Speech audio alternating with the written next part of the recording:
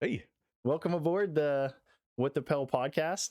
I'll just run you through stuff we've kind of already talked about. awesome. Basically, the goal of the podcast is to keep things fairly casual and no kind of agenda or anything like that. But I want to know a bit about you and get to know you better because we actually don't really know each other. No, you know what? The reason I wanted to go on this podcast is I was watching your YouTube videos and your whole fitness page. So it's kind of Yeah. weird seeing you with a shirt on now. So I mean, but yeah, no, I was kind of watching your stuff there, and yeah, like I was saying before, I saw this really funny video you asking a guy, "Why'd you get into working out?" Mhm. And he goes, "It's for the girls." Yep. And then you're like, "Did it work?" And he's like, "No." That's so I just thought that was hilarious, and I kind of started watching you doing a bit of a Yep. podcast. And what am I, episode 6 or 7 or however many you have in the queue, something like Yeah, that? this is gonna be. I think this is gonna be number 5. I just have to look through the ones.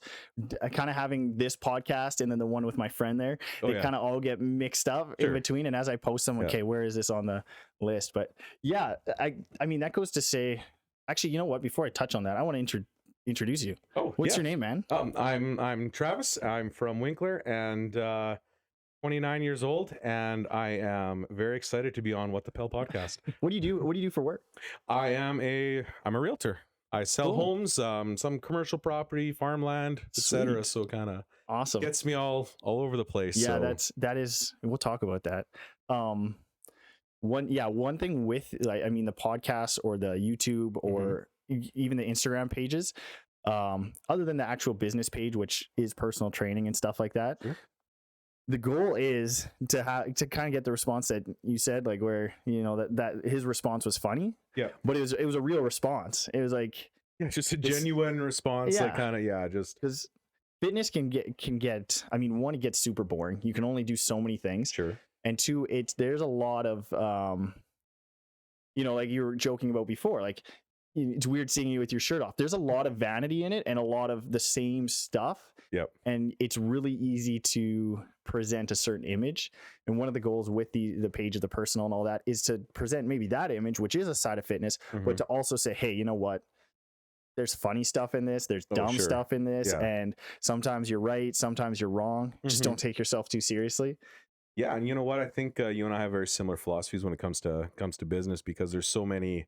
When it comes to, let's even say, realtors in the area, right? There's Yeah. like 40 some guys to choose from just to sell you a house, and you know what? They're all Yeah. qualified, and I'm sure they'll all do a good job, Yeah. right? But why should someone use you, and especially as someone that's a bit newer with it? Well, how do Yeah. I set myself apart? Just Yeah. put on a tight suit and bleach my teeth and get on a billboard, and that's the way to go. Like, that's Yeah. kind of not my personality. So Well, the one thing I thought was funny when you pulled up today was I was expecting your face to be on the side. oh yeah. No, I'm just Yeah, so kidding. you I'm know just what? kidding.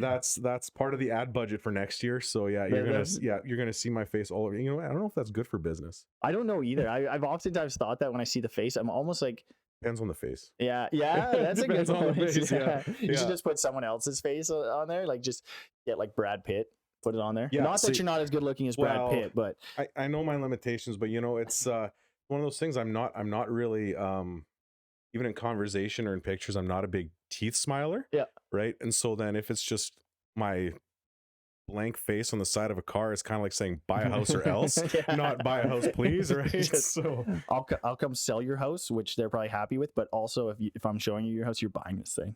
yeah, exactly. It saved me a lot of time. Yeah. Yeah, just the one house or else. Yeah, that's it. Dang. So That's what it. got So you started with that? Like in real estate? Have you done that a long time, or is it yeah, no. So you know what? I'm actually I'm in year 2 right now. I got into the tail end of that whole COVID craziness where okay? I put a house on the market for 200K and it sells for 250 the next night and unconditional, and Mm-hmm. and I got to the tail end of that. So I was working with a lot of buyers and feeling a lot of buyer frustration, especially with the millennial crowd, because these save all the money you can, and well, Yeah. you're in the same age group as me. Save all the money you can, Yeah. and it's just not good enough Yeah. because there's a guy buying a house with equity plus cash or Mhm. unconditional or whatever, and you just really can't compete with that if you're Yeah.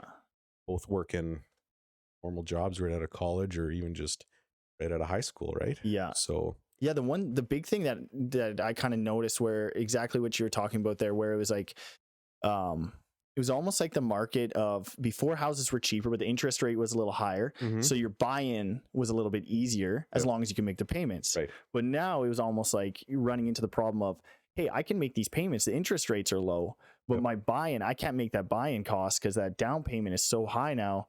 A lot of people, I mean, friends and stuff like that. And I'm sure if we bought one just before, the it went up, which Yep. was it was nice. It was convenient. Mhm. It wasn't on purpose, but it was convenient. Yep. It was like, hey, how do I compete with that guy who's dropping that equity and that cash and Yeah, saying, I'll totally. go above.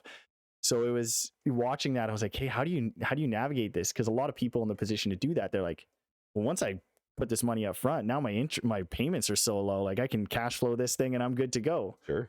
But for a young person to be able to get over that first barrier, it's almost like you're playing that game of when do I get in? Oh, right. Yeah. And it's, there's that old saying, right? The best time to buy real estate was 20 years ago and the second best time is Yeah. today. Right. So Yeah. it's, it kind of was like that, but it's, you can't really predict the market. No one has this, magic 8 ball or anything that's going to just tell you, shake it and buy the house. Right. Yeah. So, yeah, so there was a lot of frustration with these first time home buyers and when I was talking to them, and we were able to find some homes for most of them, but a lot of them were saying, Travis, I need to rent for a bit. I'm going to wait for the interest rates to go down, and that's just what it is. I mean, I can help you find a house, but it's your money at the end of the day, right? Yeah. That's just how it goes, and So you working respect their boundaries. with rentals as well then, where you're at right now? Or are you primarily saying, hey, I'm going to sell your home, I'm going to find you a home kind of thing? Yeah, it's mainly working with sales, right? Sales Yeah. and purchases of real estate. So nothing to do with rentals Like or anything property like that. management There's stuff? enough property managers out there right now. Yeah. Um, What's your thoughts on that? Like property management? property management. Yeah. Oh goodness. Yeah, it's if you're gonna have a bunch of rental properties, it's probably good to hire a property manager, to someone that's gonna have experience with it, and then people can go to actually like look at your property and it Yeah. advertises it best. But if you have like 10 homes and you're managing them all yourself, like it's that's got to just be a huge drain on you. Like you just got to be exhausted, man. Yeah. Yeah. Like, but it depends where you are in your life, right? Like if you have, like, I have 2 kids at home, Okay. and fairly new at starting this job, and like it's self-employment, right? So Yeah. everyone says work self-employment, be your own boss, and yeah, you can be your own boss, but you just choose which 80 hours a week you work, right? So it's Yeah. you have a little bit more freedom there, but Yeah, and it ju- sometimes it turns into 90 or 100. yeah, well, yeah, 100. My wife might start just she cuts you off. yeah, sleep in the car, Travis. Like if you're gonna be Yeah. all on the road all day anyway, right? So Yeah. but yeah, it really depends on your stage in life. But yeah, I would say the property management's probably wise if you have lots of properties, just because they know it. Takes the headache out of it. Well, it's just kind of like hiring a realtor if you're a buyer, right? Because if you're a buyer, you're not paying the realtor, right? So, Yeah. Yeah, Yeah. I've often wondered that. Like we have the first house we ever bought is now a rental property for us. So we have Oh, cool. Good for you. people upstairs and people downstairs, Awesome. which works out really well. But even that in that scale, and we have had really good renters. Like Mhm. we've been blessed with that, which is awesome. But even in that small scale, sometimes it's like this and that and this and that, and you're like, you're overwhelmed because you're operating a business, you're running around. So I can only imagine you get multiple properties that's going on, and then you're trying to run your life, especially with kids. If it's someone with kids, yeah, I could see how that would be quite the benefit to have someone kind of helping you out with that stuff. Yeah. Does a property manager typically, and maybe these aren't questions that you're like, oh, you ask this person, but do they typically handle pretty much everything with the property itself? Like, or is it case by case basis?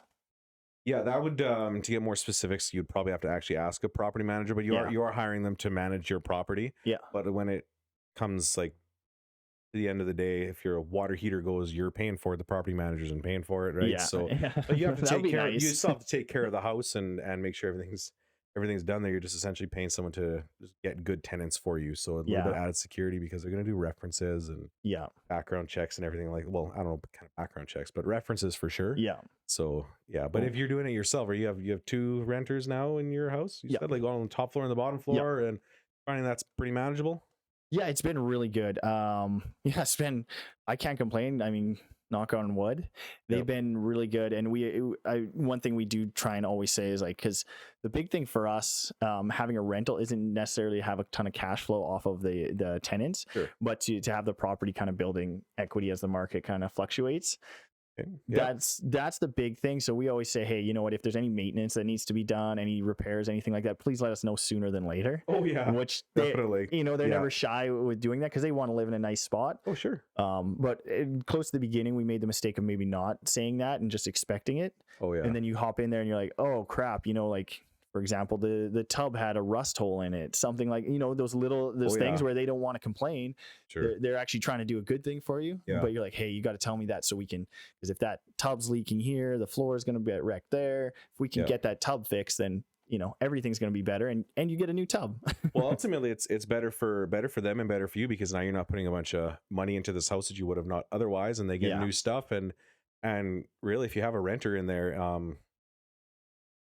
I mean, you're providing them a place to live, but they're also doing you a pretty big solid too, right? Like Yes. And I have this asset that someone else is paying for. Like that's a pretty good thing, but you need to have someone in there to pay for it. Yes. Right. So you want to be the best landlord you can be. If you're just gonna tell them that, it's rusting through, tell me when it gets to the basement, and then it's like, yeah, you're not gonna have very good renters very long, or you're gonna get a pretty bad reputation there. So, yeah. So in terms of like back to the young people, kind of getting into the house market, Sure. what do you have recommendations for people? Because I would be curious, especially, I mean, one, if I didn't already own property, right. Or two, if I was 20, I'm 28 now. Mm-hmm. If I was 23 or 20 or whatever, I would. I remember at that age, I kind of lucked out with meeting the right people or talking to the right people just out of happenstance. And my mom always really pushed to buy a house. I'm not sure why that was her big thing, but I'm grateful for it. Yep.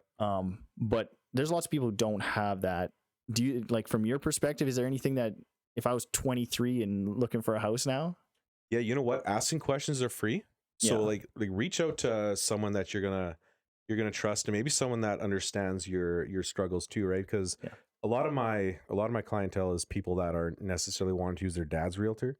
They want to use someone closer to their age that kind of understands, like, I bought my first home 5 years ago, right? So it's a very recent, and the stress is very recent for me too.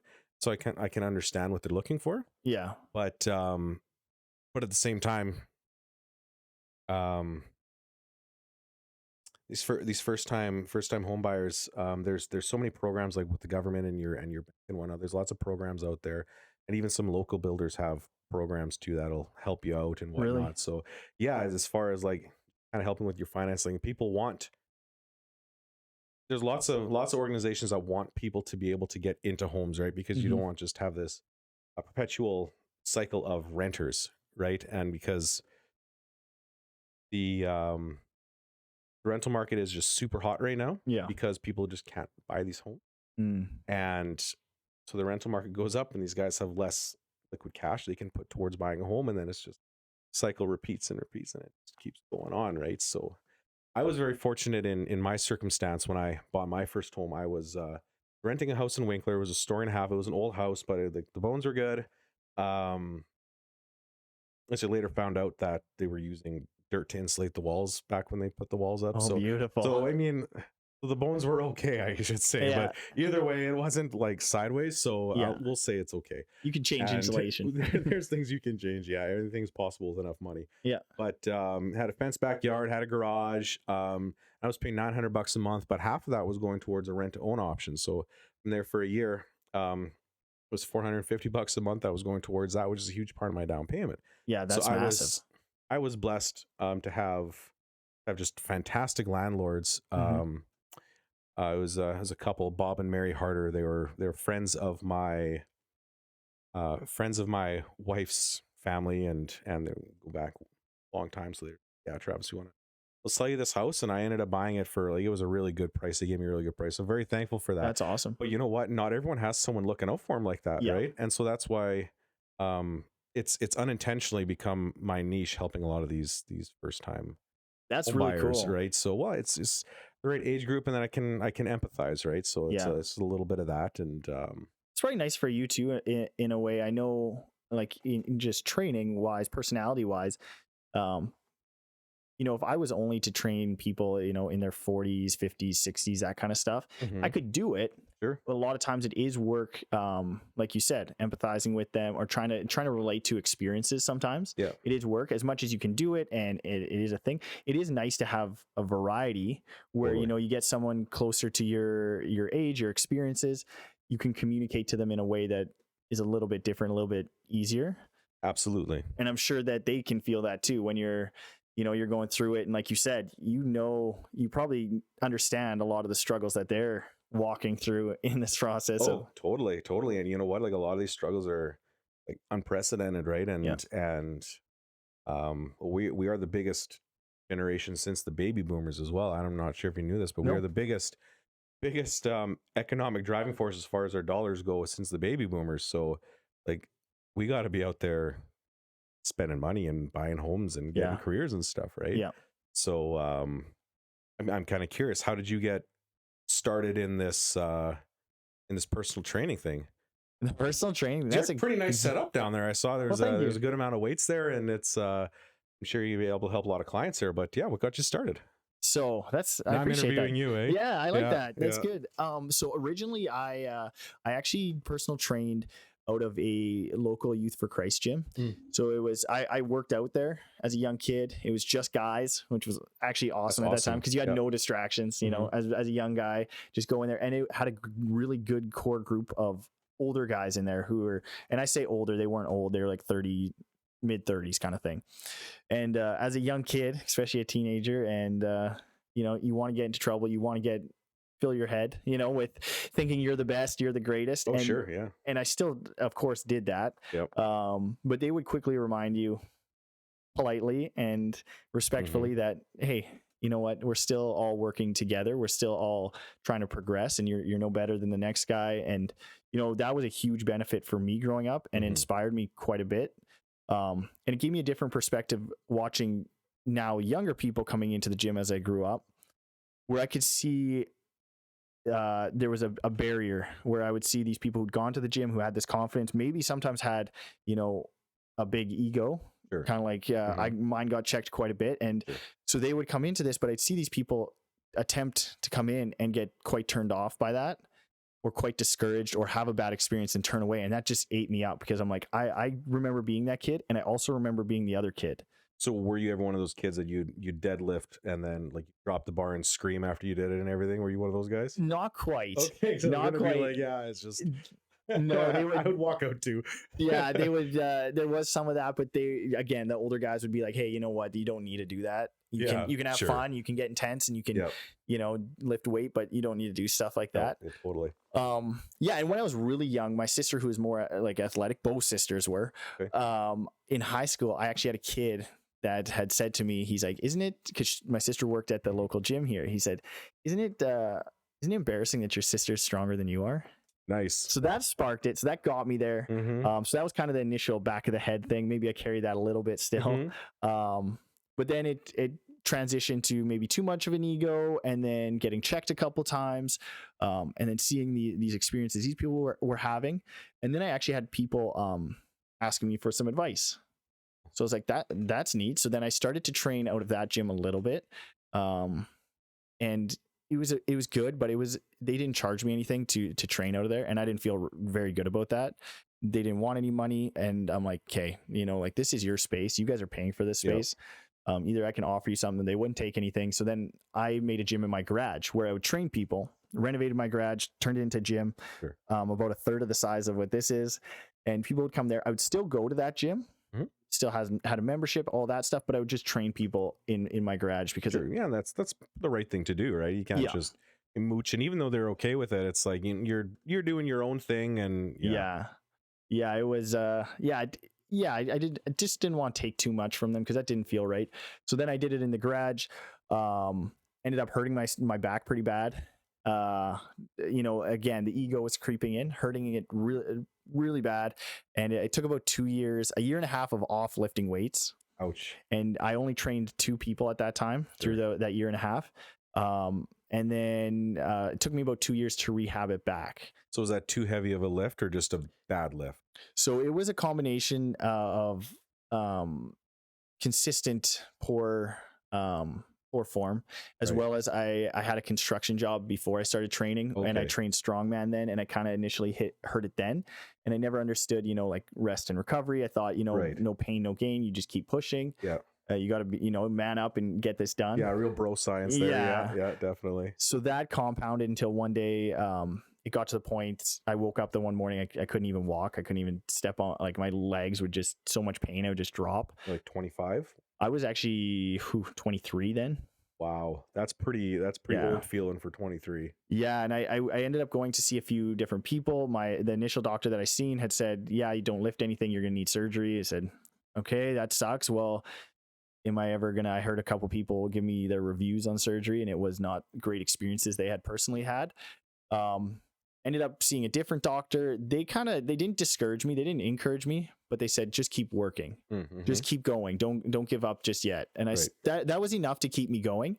I ended up seeing a chiropractor who told me that I was super messed up. I shouldn't lift anything. I'll never deadlift. I'll never squat again. That was a very rough experience. But luckily enough, I met a couple people who ended up investing in me quite a bit through a program, and they gave me tools until I rehabbed myself back to the point now for like the past, since 23, probably 25 years old, maybe 26, I deadlift, squat more than I ever have without pain. But people had heard about my back rehab story, and then a lot of people have back pain themselves. So then I started to get referred to for back pain, for back rehab stuff. So that really, I added on a lot more clients. Yep. And then this opportunity came up to expand my space, and I'm like, I had a very good sales job. I loved the job. What did you do before that? I actually worked for a company called Diamond Doors, selling bifold doors, and I loved it. I loved the people I worked with, loved the job, but this was the passion and the opportunity was there, so I took a risk. I still have nothing but good things to say about that job. Awesome. So if anybody needs a job, go find those guys. Yeah. So then eventually came here and just expanded from there. Okay, so it's kind of nice that in your late 20s you kind of take a chance on yourself, right? Yes. If you're gonna take a chance to do it, man, like it's got to be now. Yeah.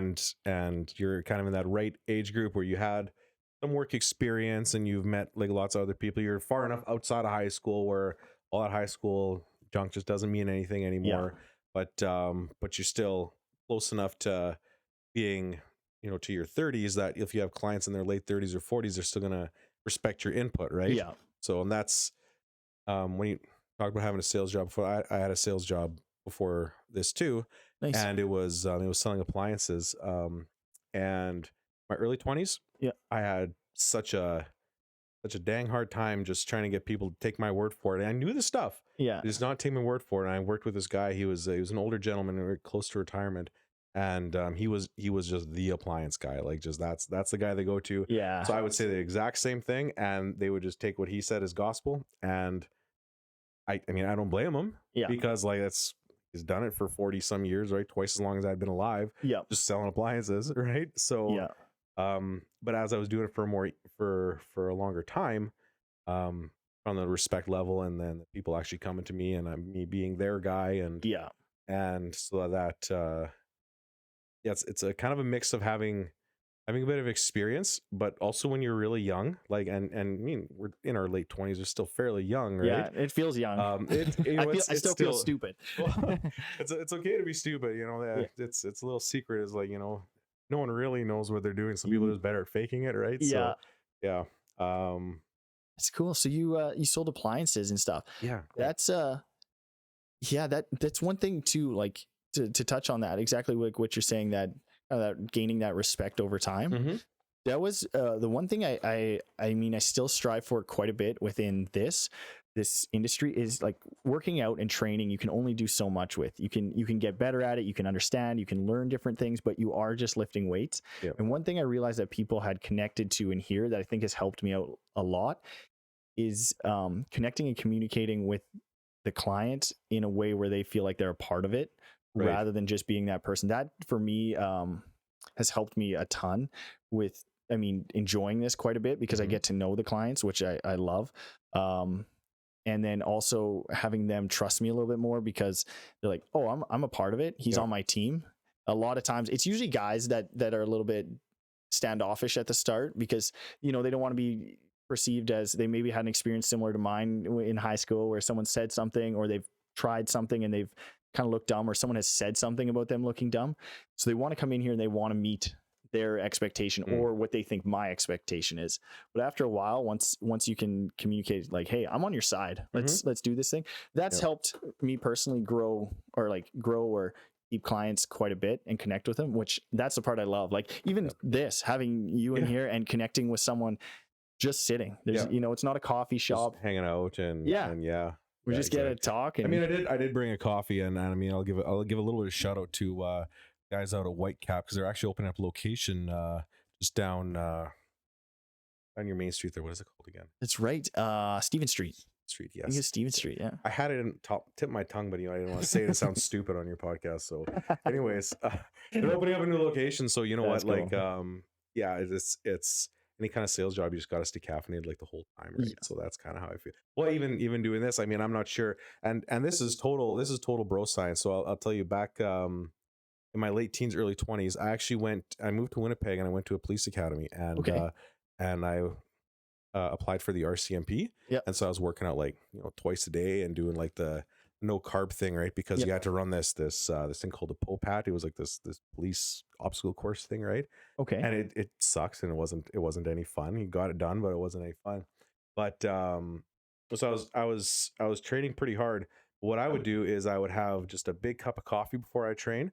Because I heard that the caffeine or the coffee restricts your muscles. That means it makes them have to work harder to do the same amount of weight. So then when you're not caffeinated or full of caffeine, it sounds so dumb as I'm saying this now. When you're not full of caffeine and you need to perform, those weights are like 20% easier. That's funny. So that's partially true. Oh, it's okay. So it is partially true. All the way dumb. Okay. Caffeine constricts blood flow. Okay. So it constricts blood flow. So potentially, I don't know what the percent. It would be very small percentage that it would constrict it enough that your muscle has to work harder.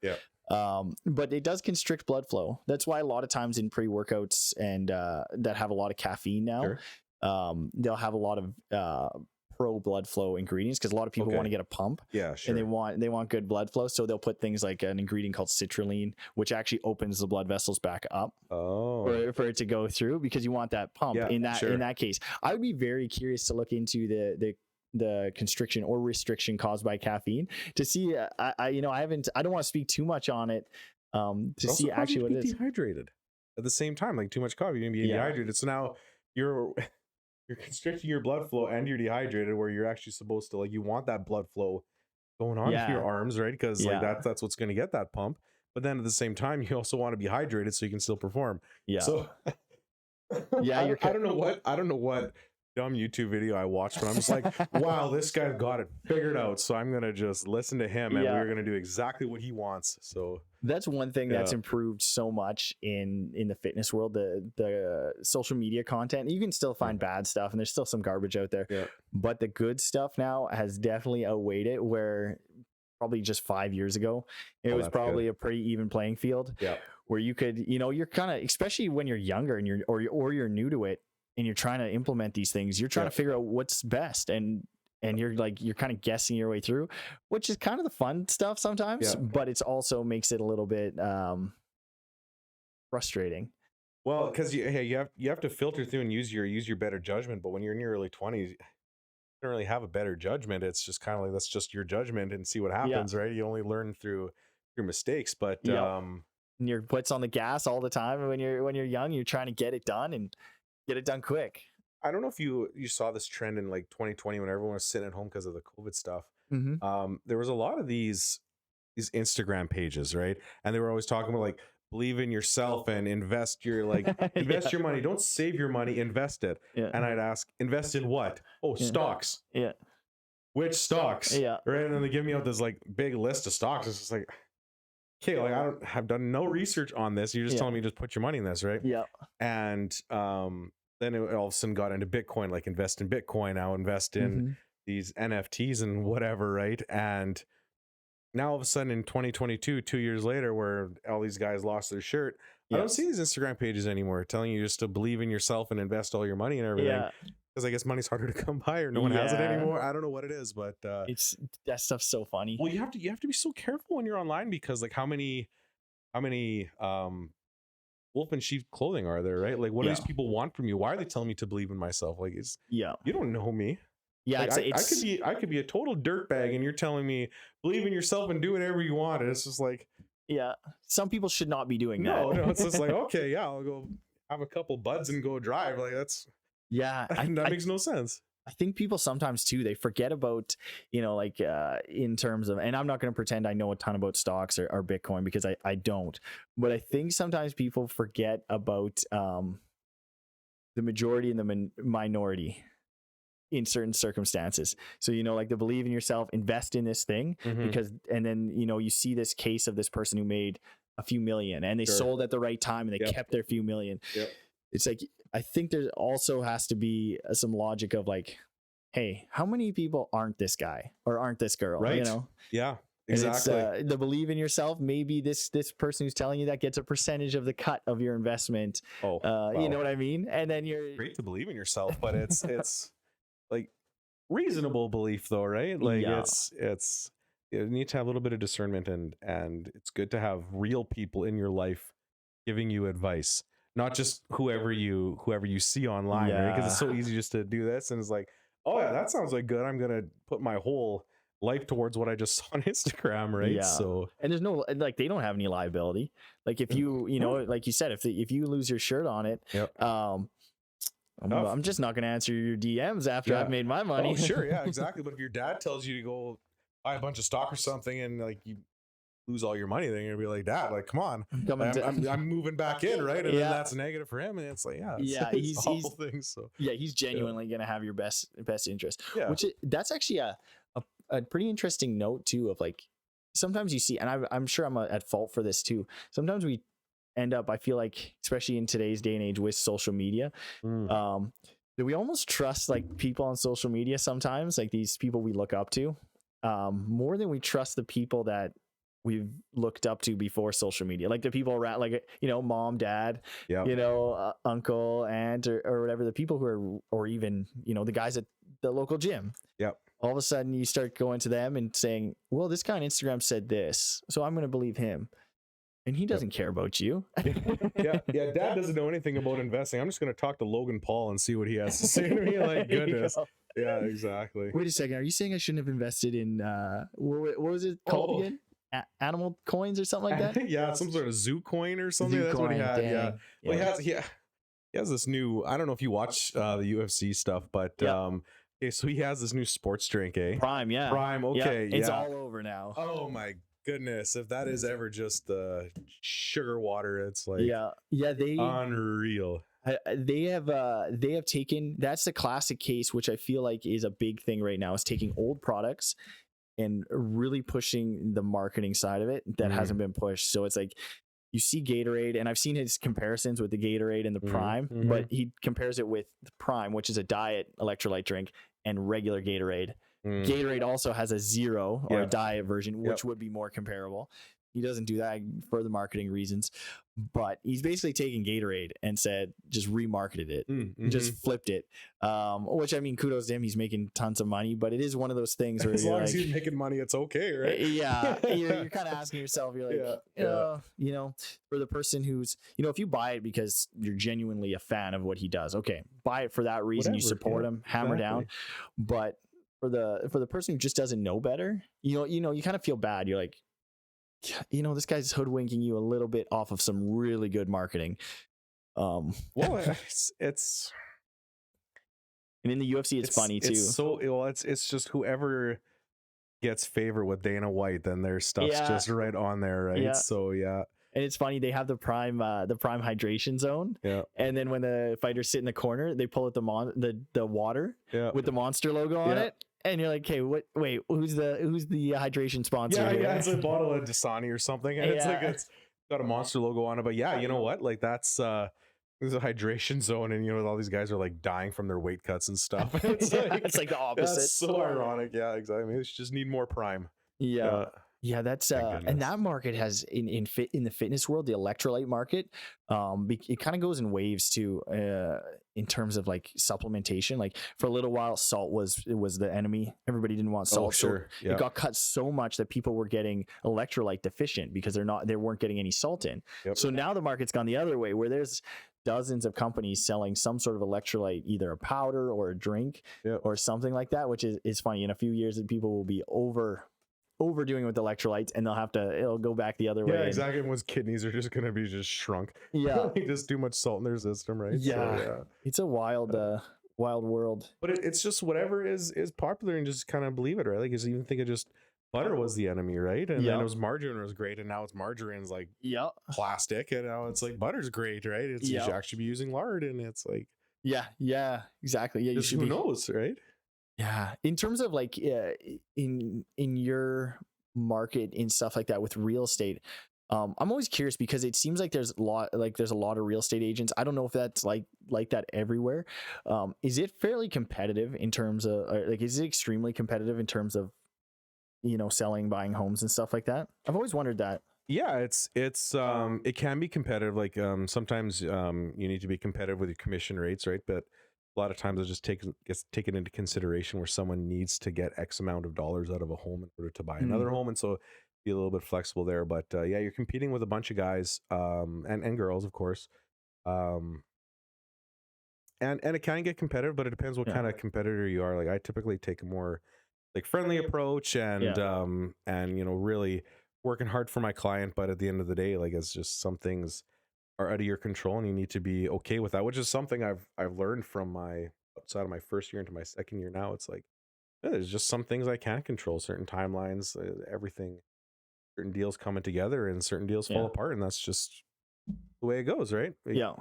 just can't make everything happen. So Do you um do you do a lot of in terms of I'm not in that world, but in terms of like research and stuff, do you read quite a bit and or like research the markets and stuff like that, or how does that all?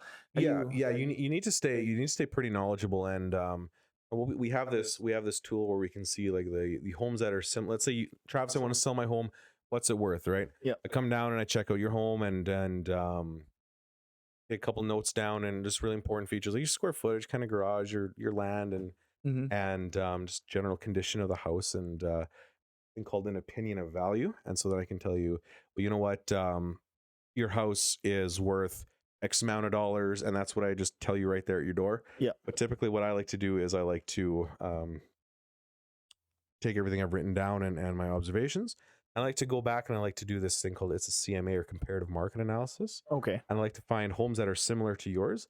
That way, I have actual data saying it's like, yeah, I think your home is worth 300,000, right? Yeah. And then you as a seller, you can decide, well, I want to sell my home for 300,000, but you know what?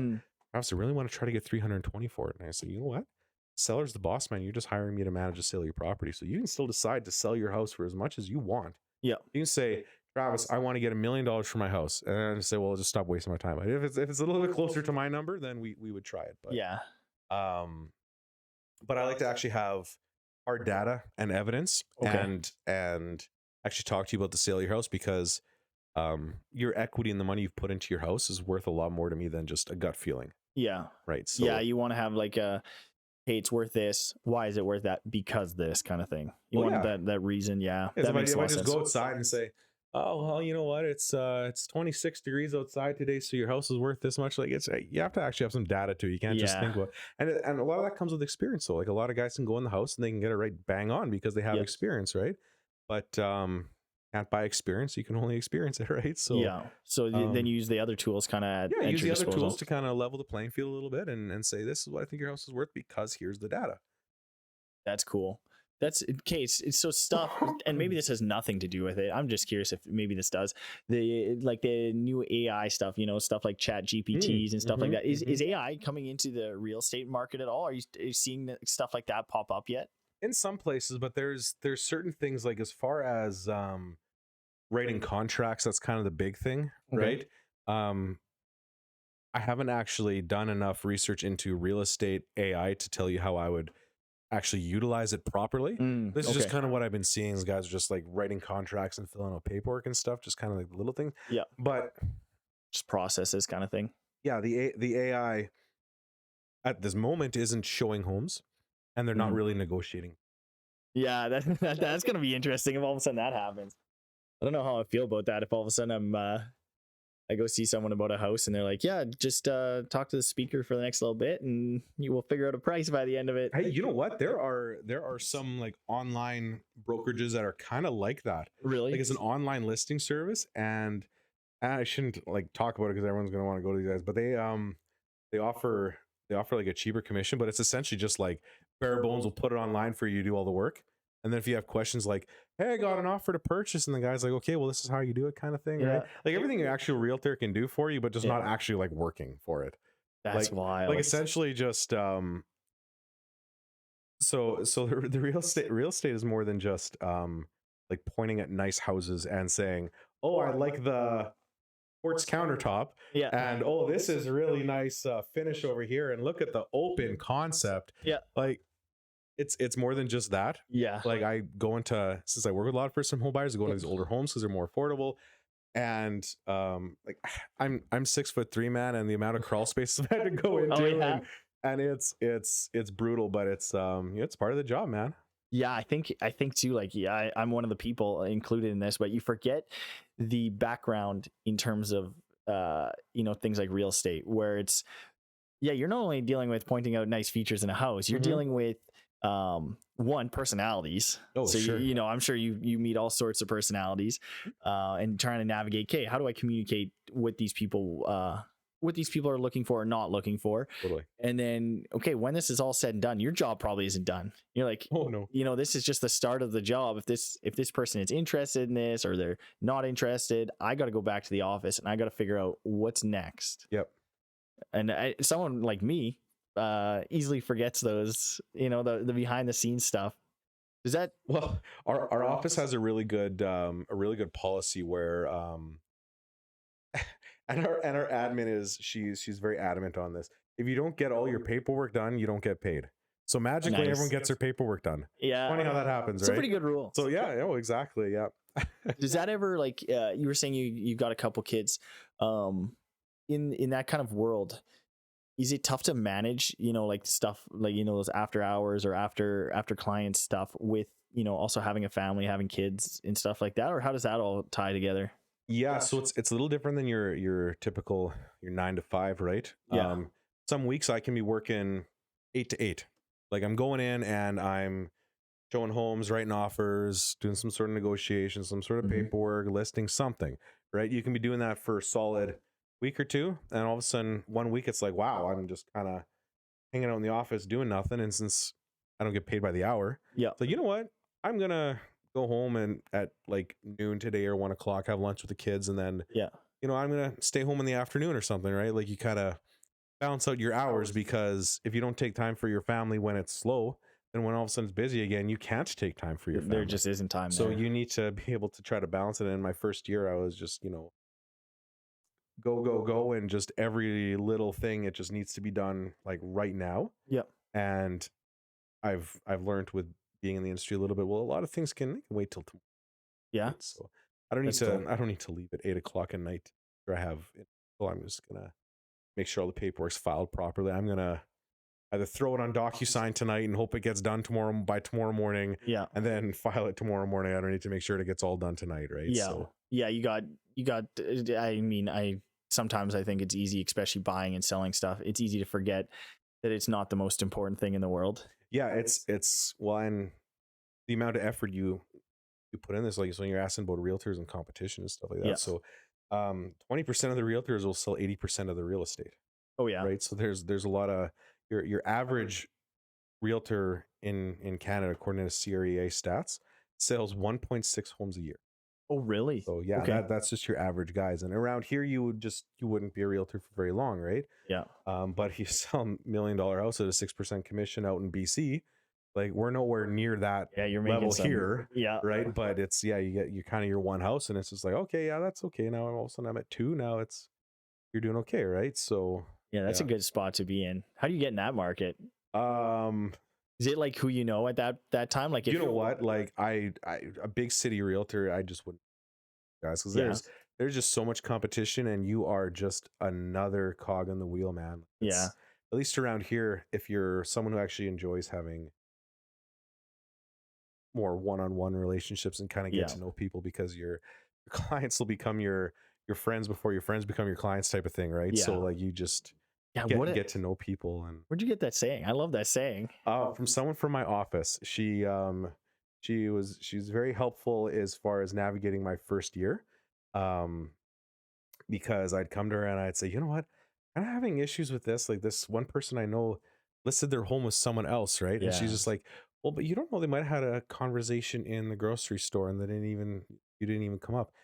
It's your first year. They might not even know you're a realtor. yeah, And at the end of the day, you don't know if this guy's been trying to sell this person's house for 10 years. yeah, Right. And so they said, whoever, yeah, uh, your friends will become, or sorry, your clients will become your friends before your friends become clients. And it's yeah. just great. And It's you might experience that too. oh, Like how many of your boys 100%. come here in Pump Iron, right? Like, There's been a few, but it's a lot of times too. Like, you know, that friend relationship compared to a training and a client relationship can be different. But I've definitely made friends with clients, which mm, is awesome. Of course, you always have to watch that relationship in terms of client and trainer. But yeah, when I heard that, I was like, that's a great description. And it's, I think too, similar experience when I first started. Sometimes I would take it personal, like, oh, I see this friend of mine, you know, is doing this and this. Why'd they not ask me? yep. But one, looking back and especially reminding myself now is one, hey, dude, you're just getting started. Hmm. They don't have to trust you yet. You got to give them a reason to trust you. And two, you know, an opportunity might have come up, like you said, in a Yep. grocery store that they're like, hey, I'm going to jump on that, and didn't even think twice about it. I found more often than not, it's not intentional. Hey, Oh I no, purposely it's didn't do not it. it's not a straight up diss. No, and you know Yeah. what? Like, I I was Travis the appliance salesman for 6 years, Yeah. and I've been Travis the realtor for a couple months, right? Yeah. And I saw this quote, and I mean, it was probably from one of these Instagram pages I was bad mouthing before, but it's don't compare your chapter 1 to someone else's chapter 50, right? So like Yeah. there's still a lot of your book to write, right? So That's funny. Yeah. Even in those places, those the dark corners of social media, there's still some gold. yeah, yeah, definitely. And yeah, so it's when it comes to your friends not being your clients, like you said, you just can't take it personal. And No. if someone wants to work with you, they'll work with you, and if they don't, they don't. It's just as simple as that, Yeah. right? Yeah. And it's kind of on to the next one kind of thing. Oh yeah, and then you know what? That's the advice I got from my boss in my first year. He's like, yeah, you know, you sold the house, you're very excited. Forget about that. Going to the next one. It's like, ink's not even dry. What do you mean? Like, move on. Yeah. Like, that one's done. Why are you even worrying about it? Move on to the next one. Yeah. So I thought that's just there's such a great support network to start anything out. I'm not sure if you got that when you started this gym, but you were at a Youth for Christ thing, so you were there's a little bit of discipleship going on there, as Yeah. far as Yeah. or mentorship and discipleship going on there. So Yeah. It was, you know, starting things off, it was a lot more lonely, just because kind of didn't really have, in terms of training and business, sure, have direct mentors. right, But like you said, with the clients becoming your friends, I've had more mentors through clients than anything else, which has been for that's kind me. of cool. Oh, it's unreal, That's man. kind of cool. Like from accounting to marketing to, I mean, the guy sitting in the room next to us who can probably dreads editing half the videos I do. You know, he's taught me so much.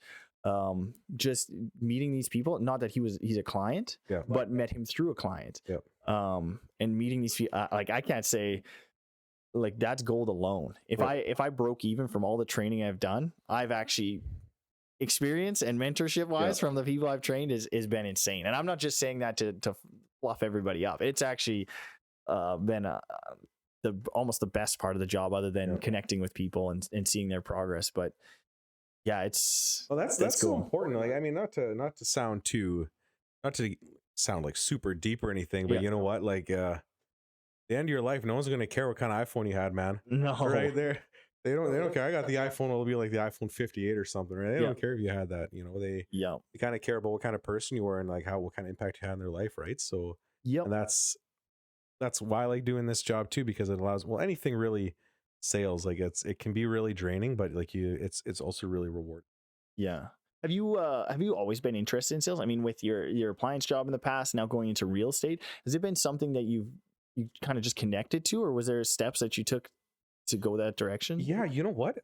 So going back to that whole the whole police academy thing, that's actually what I wanted to do. Is my grandfather, he was a police officer in Winkler many years ago, and kind of wanted to follow in his footsteps type of thing, right? And Okay. so wanted to go be a police officer, and it didn't work out. I was told I needed a little bit more life experience when I was 19, and I understand that. Hmm. So I got married, bought a house, had life experience, and decided, you know what, really don't want to miss all these Christmases and all these birthdays and stuff to kind of see people at their worst, right? That Yeah.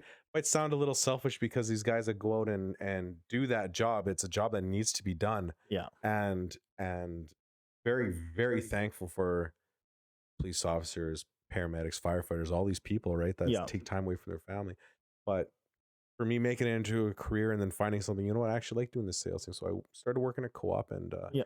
was I was a waiter there for a couple years. That's where I met Ryan. Yeah. Your last two Episode episode two. two. Go Yeah, check that okay. one out. Go check Yeah. out Ryan's episode, you guys. Yeah, no, I met him there, and goodness, that guy, Oh, like, it's just unreal. I know. There's no way. I mean, he's asked me to marry him a few times, and I just keep telling him no Yeah, because I'm like, man, I'm just gonna make you cook all the time. yeah, I hope he listens to this tomorrow when when this It's rolls gonna out. be like, you weren't supposed to tell anyone. Yeah. Yeah, No. Danielle will be a big fan of that one. Yeah. So, She's like, yeah. wait, what? Yeah, what? I'm your number two. Yeah, no, it's Yeah. but yeah, it's yeah, getting googly eyes about Ryan aside. Yeah. So I worked at the Co-op Cafe, and then I worked at Co-op at Home for 6 years after that, and kind of just really learning sales. And I really like to get into, there's a bit of a psychology getting into sales, but it's also a natural thing too, right? Yeah. Because you can read all the books. Sorry, that was really No worries, phone man. going off like this. So No worries. if you're gonna sit in the corner and not really apply it, or you're just not a person that is like outgoing or anything, then Yeah. then you might just have a hard time. Yeah. Yeah. It's definitely it definitely takes a personality, or it definitely takes adjusting personality. I remember a family member had told me, who's much more successful than me. Luckily, I have something to strive for someday. Had told me, you know what, the only job that doesn't have a cap on it is, and I'm sure there's other jobs, but this is what they said. They're like, I'm like, oh, I kind of took a couple guesses. They're like, no, sales. Like, you got no cap. He's like, you can make as much as you want to make if you figure it out, and you can make as little as you want to make if you want to figure that out too. And I was like, okay, that was the first kind of introduction to sales, where I was like, Yep. My brain always tends to want to find the end of things. Sure. Wants to, whatever it is, like lifting weights. It works out because it's hard to get to the end. Yep. Or, it doesn't turn out so well with stuff like drinking. So I Yep. don't do a whole lot of drinking. Yep. I don't do drugs because my brain wants to find the end of it. It Yeah. wants to take it to that limit. Yeah. But for something like sales, where you can constantly, and I imagine real estate sales is similar to this, where you can constantly, if you want to, you can kind of, there's always more. Like, there's always. There is. Yeah. It depends what you want to do. Do you want to, like this?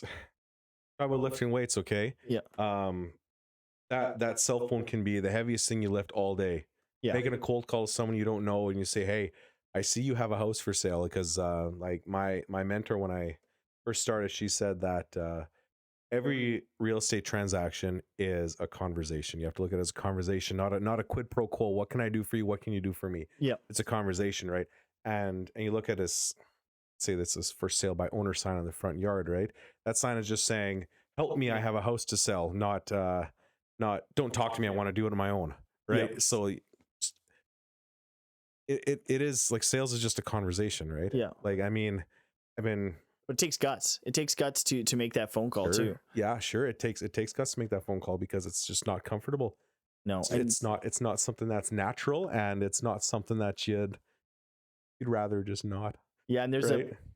I'm sure 9 times out of 10 it's not the reaction, but there's always the opportunity of the reaction of the, hey, fuck off. And to put it unpolitely, it's Well, I there is haven't a- gotten that one yet. which is Which is awesome. I've heard no a lot, but I Yeah. haven't gotten F off yet. So yeah, like people are, I think humans for the most part are pretty decent, especially I think in our area too. It tends to be people tend to treat each other for the most part pretty well, at least when we're face to face. I'm sure Yeah. social media can always get interesting. Oh, yeah, so many people have just got too comfortable, like getting punched in the mouth, right? That's what Mike Yeah. Tyson says, right? So yeah, Yeah. that's kind of what it is. It's too many, You can no hide. consequences, Yeah. right? So Where I think in our communities, you see people, you talk to people, you tend to have to be pretty nice to each other because you kind of need each other. sure. It's not a giant area and stuff like Yeah. that. So I think we forget that too, that there's a lot of actually really decent people. Yeah. And at least for me, I'll speak for myself, especially starting out in it. There's times where I was like, oh, what's going to be the reaction? And then you actually get talking to the person, and whether it works out, it's a no or a yes. You're like, Yep. oh, that was, like you said, that was just a nice conversation. It didn't work out. Maybe in the future it will. I hope I handled myself well, and maybe I'll talk to that guy or that girl again and go from there, kind of thing. Yeah, but if you can go home and you can go to bed and say, yeah, I put in an honest effort today, Yeah. then that feels a lot better than well, I'll put it this way. So when you're making a cold call, right? Yeah. Whether you make that call or you don't, the potential outcome is the same, right? Yeah. So if you make that call and you get a no, well, it's not going to happen if you don't make that phone call. Yeah. Right. So you're 100% a no, not making the call. Yeah. And statistics guys are going to freak out at me when I say this, but you're 50% whether you're going to get a yes or no, right? Because you want to be that guy that says, well, everything's 50%, either happens or it doesn't, right? So, yeah. Hey, you know what? There's a lot more optimism in that than not making the call at all. There's a lot more hope and that, and I think that's what keeps people going. Yeah, well, absolutely. And you know what? Like, even just you have your own spot here now, so you have a bunch of overhead, so you do need to have people coming in all the time, right? Yeah, you need to have all that business, and it seems like you have good enough business if you have enough time that you're going to be like, you know what, I don't need to do too much evening shifts. I can have a podcast now. Yeah, right? It's been just taking advantage of the space and being inspired by people that's helped with stuff like this. And I love stuff like this, which is, it just works out really well. I mean, I love to talk to, and I love to hear people's stories and perspectives.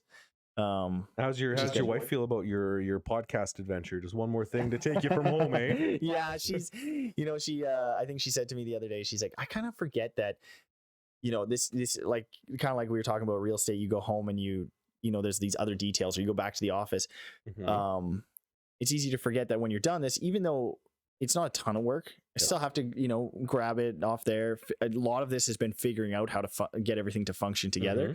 Got to upload it to these different spaces, got to make these different images, whatever else, descriptions, all that stuff. So there's a lot of behind the scenes stuff. And she actually said the other day, she's like, sometimes I forget that's actually work.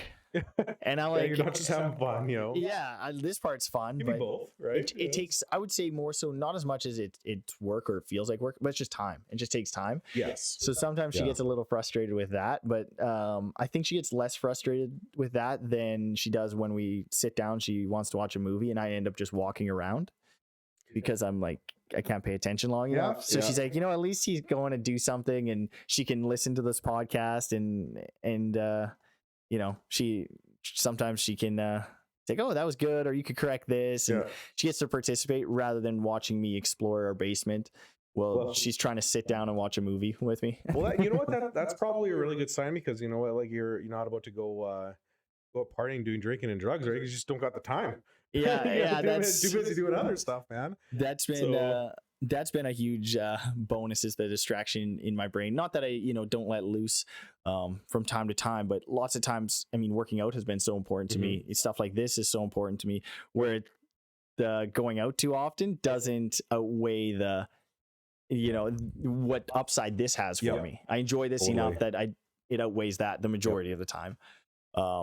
What about for you and stuff like that? With it, you were saying you've struck kind of a bit of a balance in terms of seeing family. Does it ever become to the point where it's like, hey, we gotta figure out a different schedule or something like that on your side there? Well, here's something that's been really really helpful.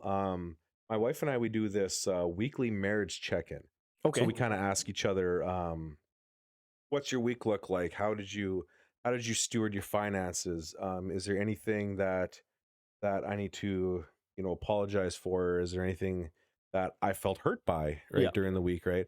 So we talk about all these things, and we kind of just sit down, kind of put our heads together and just centralize Yeah. and focus it on some prayer at the beginning and end, Oh, just because cool. that's very, very important part of a marriage, is to have that involved. Yeah. And I found that to be very helpful. I mean, not all the time do I really want to get into it, because it probably takes about like half an hour to an hour where you'd rather just like do something else. But it is very important, and it's a bit of a discipline thing, right? Yeah. So It grounds you. yeah, exactly. And you know what? It's always good to invest in your marriage, Yeah.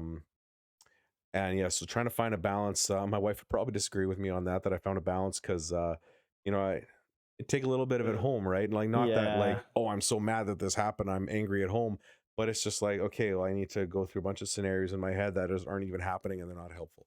So Yep. it's just kind of leaving it at the office, and then just hoping it stays there. But when you got your phone on you, man, and people can call you all the Yeah. time, then it's the Yeah. way it goes, right? So Yeah, and two, sometimes when you get that space from work, that's when you can do your best thinking. So you want to, your brain wants to start to discuss it because you're like, hey, I'm out of it. Whatever I say here doesn't really connect to work, but I can figure something out here. Like you yep, leave your job and you're like, you go home or you go talk to your friends and you're like, hey, oh, this happened, this happened. Your brain's trying to figure out, okay, how do I solve yep, this problem? And yep, then by the end of it, all of a sudden you've just complained to the person who wants to spend time with you for, you know, 45 minutes or an hour. And they're yep. like, well, I would have rather enjoyed this time we were spending together rather than Well, yeah, hearing this this. all you're doing is just, yeah, complaining the whole time, right? Yeah. So, dude, I was uh I was there in 2014. I was in probably my worst headspace ever. 2000 and 2013, 2014, beginning of that. Because I was working this job that I absolutely hated, because first of all, I was early in the morning, it was winter, and I was really bad at it, right? So Okay. it was manufacturing. So I got to it was manufacturing grain augers, so I got to learn how to make like so many of them, Yeah. and use so many tools. Like, Yeah. I'm so thankful I got to do that, because these really heavy duty power tools and grinding Yeah. stuff, cutting, like all these other tools that you only get in a shop, right? Mm-hmm. And so that part I'm really thankful for, and that has been helpful for, you know owning a house and having to fix things. You kind of know how to make things work, right? Yeah. But goodness, any of the people working in that warranty department, I want to say I'm really sorry for all the work I put you through, because oh man, I just do not feel comfortable doing that. But you know Yeah. what, like, it's depends on who's teaching you, man. Yeah. I had a guy teaching me. I looked at the blueprints for this grain auger, right? Never seen a grain auger like not sitting ready to be sold, right? Because I Yeah. mean, grew up in a farm community, but I always grew up in Winkler, right? And I was never on a farm because we have a farm, Yep. right? So I'm putting this thing together, and I put together one, it's all working good, whatever. Guy takes my blueprints, throws them in the garbage, and I'm just like, "What'd you do that for?" And he's just like, "Well, you did it once, you don't need them again." Like, no, that's not how anything works. That's not how it That's works. not reality. No. Like, that's not real life. And so he's like, "Well, those kids in the effing etch a sketch department don't know what they're doing anyway." Oh, jeez. I use their drawings to build this thing, and they're like trained drafters, like Yeah. draftsmen. They know what they're doing, Yeah. right? So, and that was the guy that was teaching me, and it was So, just I look back at it, and it was probably just bullying, but I didn't want to say anything back to him, because it would be like elder abuse, because he's an Yeah. old guy, right? And I didn't Yeah. want to roast him. So yeah, and you're in that position where it's kind of almost like, okay, I'll just shut up and do what you tell me until I get comfortable enough here to say something else. And probably in the back of your head, you're like, I hope I never get comfortable enough here to say something else. oh, dude, yeah, he went and your editor's probably gonna have to take this part out, but he went to the middle of the shop, right? And it was we had immigrants that moved here from Russia and Germany, and Mhm. working in building the big grain augers. Yeah. And I was put with all these old men to do these smaller grain augers, right? Because I was learning. Yeah. He goes to the middle of the shop with a big roll of tape, rolls a whole tape out, and he goes, "This is the Canadian side. This is the German side." Oh, And it's just like, no. Oh, no. I don't have any HR training, but dude, like, you're just asking to be fired at that point. Like, With all the Kanye stuff going on right now, I don't know if you follow any of it. Did you see his most there's recent? lots of stuff to follow, but I don't know if I'm the most recent stuff. Did you see he watched 21 Jump Street recently? Mm-mm. Well, yeah. So he watched 21 Jump Street, and Jonah Hill in his performance in there. This is his latest Instagram post. Kanye's. Oh boy. Jonah Hill convinced him that Jews aren't so bad. So maybe you could find that old coworker, show him 21 Jump Street, and he might remove his line between the two location Well, separation of individuals. I wasn't so much Jews or German. Maybe we should watch like Saving Private Ryan. Maybe he changed his mind on the Germans or something, right? So yeah. Oh man, that's some of those positions people get put there. They've been there for too long, surrounded by the same thoughts, the same space. It's you get some echo weird chamber, stuff. man. Yeah, That's what it is. And like here I come in saying, it's like, you know what? Maybe people different than me aren't so bad. yeah. And then now I'm just like ostracized. I'm just Yeah. like the odd man out. You're the worst. You're in the middle. We both sides don't like you now. Yeah, exactly. Yeah, these German guys can't understand a word I say, and the old guys, they don't want to listen to it anyway. So Yeah, they understand you and they don't like it. yeah, dude. Yeah, I listened to a lot of music while I was in that shop, man. Yeah. It's just like, hey, no one's talking to me. I got my blueprints that I dug out of the garbage, and here Yeah. I am just doing my your thing. best. So yeah. That's crazy, man. So kind of off of that, what are you kind of getting into real estate? Okay. You're just fresh in there. Yep. You've done a few other jobs. Yep. What are you building on? Like what is the future in terms of, I'm sure your family kind of flows into that and all that good stuff, but what do you kind of want to do, 20 years from now? Well, 20 years from Yeah. now. Man, I'll be 50. Yeah. If I do well enough at this, okay, like you were saying, there's no really cap on commissions or anything. Yeah. It's gonna be like sitting at a lake house or something, and that's what I'm doing. When you're Like, 50. I'm nice. just gonna sit at a lake house and kids 20 years from now, they can be there if they want. It doesn't really matter. But Yeah. I just, kind of me and my wife doing that. That's kind of that's the ultimate goal. Yeah. But at that point, I'm finding myself putting too much time into working. Am I going to be able to sit and relax, right? Am I going to have to keep going, right? Yeah, you kind of really establish yourself at that point. Probably really have a client base and stuff. Do you with that, like real estate being one thing, do you kind of go into or have interest in other places, like even just hobbies and stuff? Like So I don't really like to talk about hobbies I want to get into until I actually get into them, because that's just like you're just mentally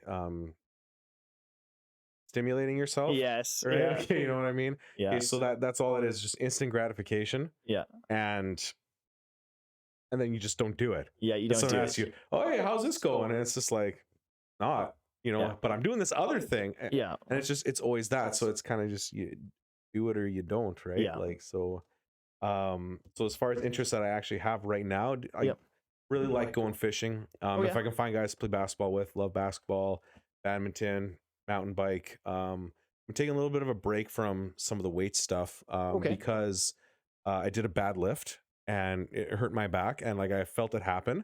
Mm-hmm. And then I was just like, normally I would try to finish my set.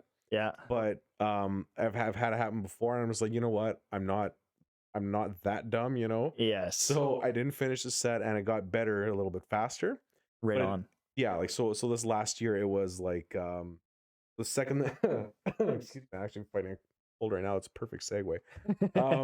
This last year had flu, cold, COVID, cold, flu, cold, and it's just I got kids in daycare. Yeah. But it's just like, I don't think I've been able to string together 4 weeks of being perfectly healthy. And so then it's just like, okay, now I'm finally getting over flu or something. It's just like, okay, now I got to start from like square one where I was working out, right? Because I've also been dumb and started off where I was. Yes. And then you just burn yourself out, right? Like, especially, if you're doing any kind of ego lifts and you're doing the arms right away to get back into it. Yeah.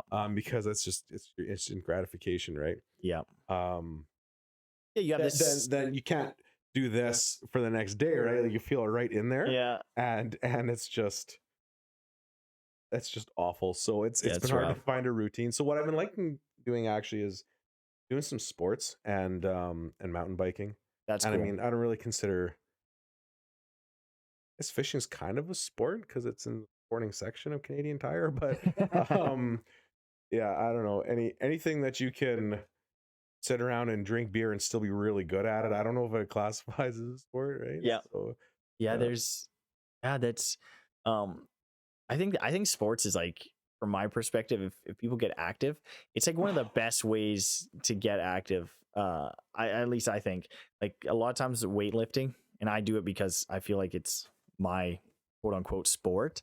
But that if would I make had an sense. interest and a little bit more ability in other sports, like, Sure. if if I, one, put time in, Yeah. and two, had some coordination Hmm. of not just moving up and down, Yeah. um, Yeah. the weightlifting side for a lot of people, in my opinion, it should be to enhance that sport, or that, because you're in Sure. a lot of times you're in a community of people who are playing Hmm. that sport.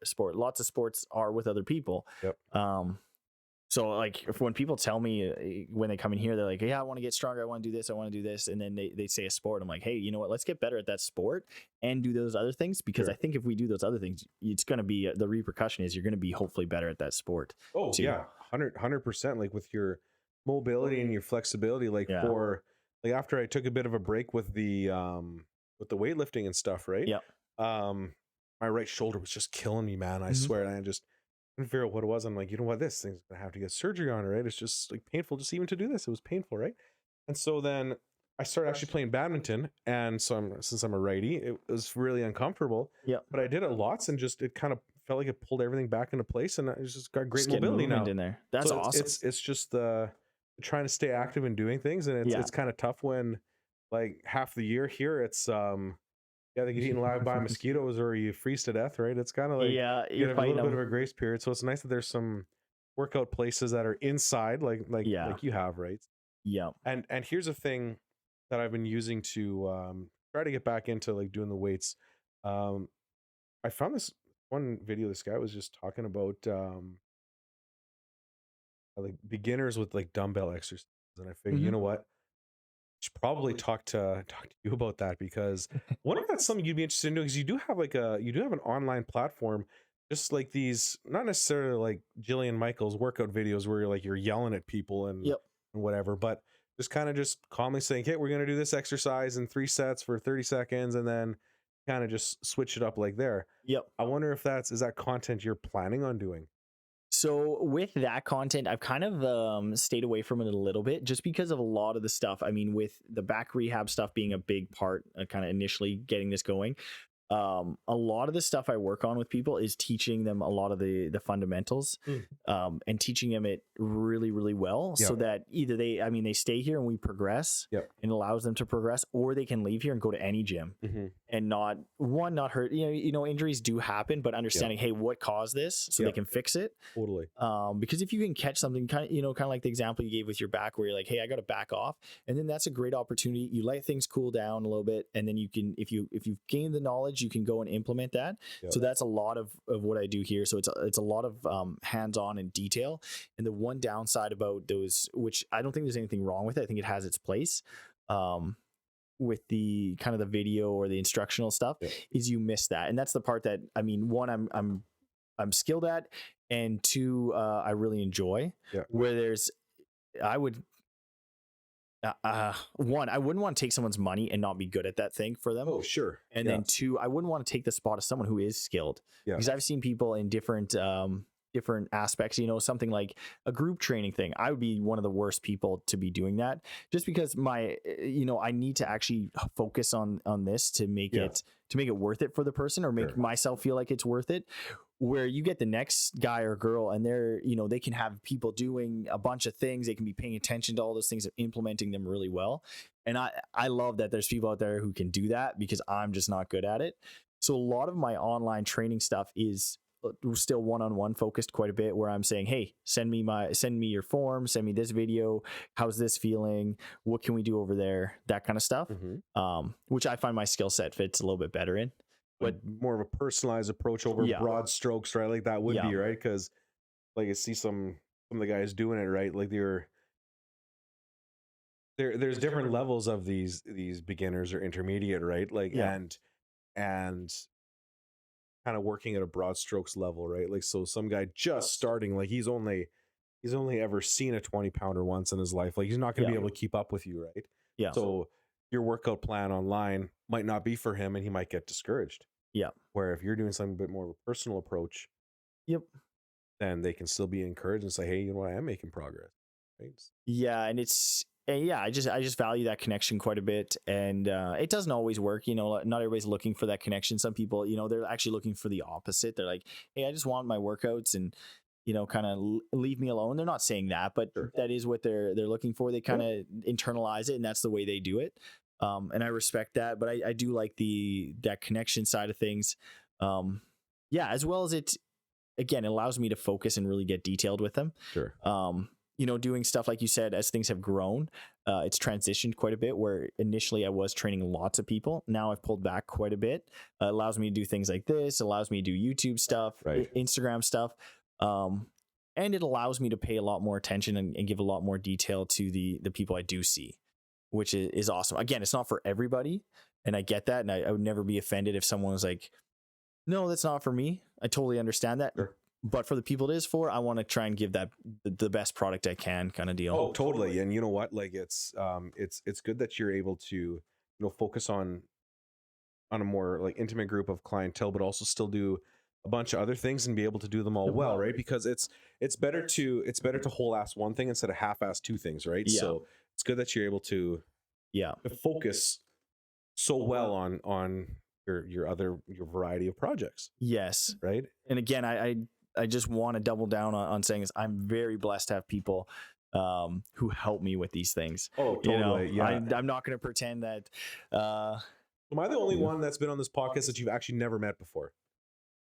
So I far. think, yeah.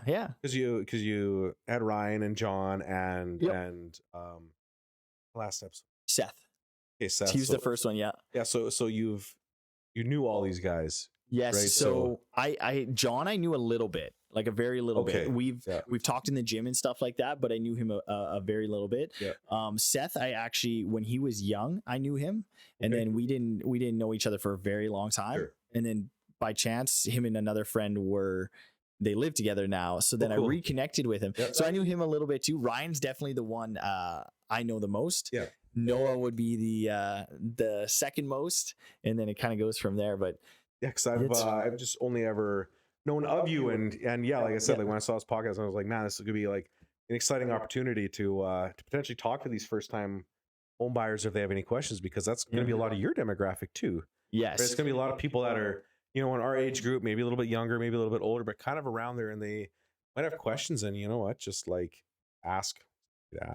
Yeah, and that's kind of why I wanted to get on here, because you're saying, I want to have interesting conversations with a variety of people, and I thought, you know what, a lot of these guys I think are his buddies.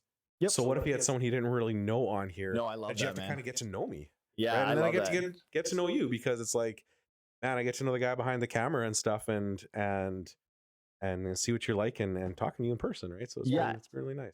And that's the point too. Like I feel, as I did the YouTube content, to say, hey, this is who I am. I'm not just fitness. I'm not just a picture in a mirror because I think it looks good, or I think other people might think it's looks good. I do stupid stuff and I do this. And then as this kind of popped up, I was like, hey, you know what? A lot of people, you do real estate, and sometimes people, they make these stories up in their head about this. Or for example, John's a police officer. So people have stories in their head, good, bad, everything in between. And that you perceive this person this way, and that you almost remove the human factor. Totally. So then, even someone like you reaching out and being like, hey, this is kind of cool. What's going on there? And for me, I'm like, I'm interested, because I'm like, hey, this person sells real estate. But this is an opportunity for me, one, to get there on the other side of it that I've never been on. Sure. You're actually doing it. So I'm interested right there. And two, I think it allows an opportunity for the people that are listening to say, hey, this is a human being. When I reach out to this person, it's a person like anybody else. It doesn't have to be, one, you're not trying to take money from people. No. And two, they have a personality that I might connect to. Yeah. Oh, totally. And it does come down to personality, because if I mean, and sometimes I might get a little too casual. Like I was saying before, I'm not like the tight suit and bleached teeth type of guy, right? Like if I'm not at a showing, or if I'm just at the office, normally I'm just in some like nice jeans, maybe a bit of a jacket, or just like a nice pullover or something. Yeah. At least something similar to what you're wearing right now. Yep. I'll just be at the office wearing that, kind of slumming it a bit, right? And Yeah. I'm not saying you're that's No, like don't worry, a man. bum, but that's kind of what I mean. Right? Yep. People have this image about real estate agents always wearing suits all the time, right? And so of course I go out to showings, I'll wear a button up or something like that, Mhm. right? But even on my online presence, like I'm sharing stuff with family, or I'm sharing stuff about like, oh hey man, here's the northern lights, or here's like a cool rainbow that was just or here's like a picture of my kids, this is what they're up to, right? Yeah. And here's a real estate meme or something like that, right? Yeah. Because people seem to are really funny. So it's just kind of engage with people other than like this house for sale, this for sale, this for sale, this for sale. 'Cause Yeah. that's boring. Takes away the human side. Well, And I hardly follow other realtors Yeah. because it's all just like, oh, look what I just sold. And it's just like, okay, well, I do the same thing. And I say, hey, this property sold. But Mhm. it's essentially just say people like, hey, I'm here. This is what I'm doing something, right? Yeah. But It's- when I see other realtors doing it, it's just like, yeah, man, like if I'm not involved in the sale, dude, I don't care. So I hardly follow these guys, right? So Yeah. I want to try to make it a little bit more interesting because um that might be what people are thinking about, my online presence, right? Because it's a form of advertising, right? Yeah. And kind of doing something different. So I wanted to, and I might not come across as this, but I'm kind of one of these. I'm actually somewhat of an introverted person, Okay. right? And you might not get that because when the first time I met you, we're talking pretty openly here, right? Yeah. But to go home after a long day of work, after talking to people, I need that battery recharge session, Yes. right? Like Yeah. you kind of got to go home and relax a little bit. But got friends. I got some pretty close friends, and if I don't see them for a month, cool. We don't got to be hanging out all the time. Yeah. Like I don't feel different about you in January than I do in March. Yeah. Like if I don't see you between then, that's fine, Yeah. right? And I'm not sure. Are you kind of the same way? Are you kind of more of like an introverted person, or are you an extrovert? Yeah, it depends on the moment. Yeah, I tend to be pretty introverted. I've definitely tried to get out of my comfort zone a lot more in the past year or so, because of trying to. I liked my alone time quite a bit. Yep. My wife will attest to that. She's like, "What is this guy's deal? Why is he by himself so much?" So is your wife an extrovert? Yes. Oh, 100%. Okay, Oh, yeah. because it's totally different. Because for my wife, she is just a very big introvert, and Yeah.